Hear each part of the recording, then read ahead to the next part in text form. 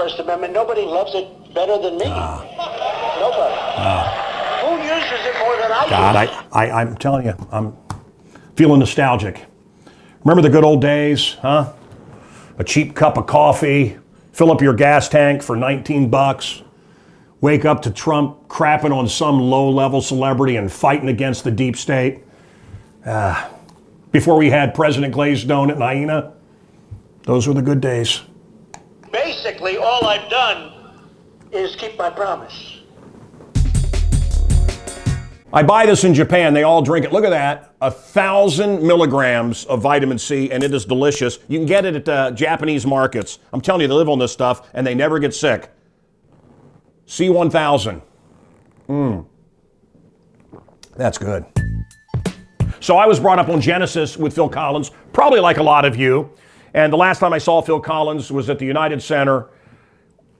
And he had to sit down, and he was on a walker, and it was very depressing, although I have tickets to the next Genesis reunion. By the way, I've seen Genesis 3 times with Phil Collins, and every single time they suck. I just think they're horrible. I understand with Peter Gabriel was different. So I love Peter Gabriel. I love Genesis. I like Phil Collins. My wife hates Phil Collins.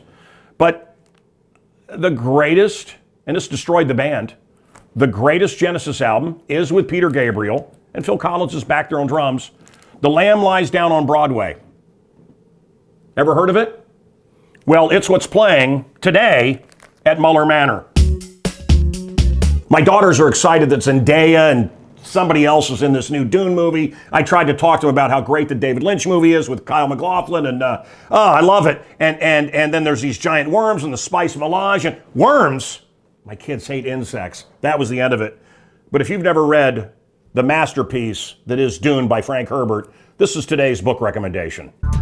I was out with the teachers with their megaphones and they were cursing. Remember Karen Lewis? Remember that slob? God rest her soul. But, head of the teachers union. Money, money, money. Kids, they don't care very much. Put the muzzle on, kids. Money, money. We need more money. We need more days off. More money.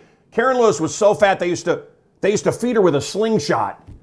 Incredible. She was hideous. I understand she had to get her vibrator drunk. Anyway, just this hideous beast. And I really learned that the schools aren't for you or your kids. This new race theory, this teaching kids that aren't, that are to hate themselves, to hate because of skin color.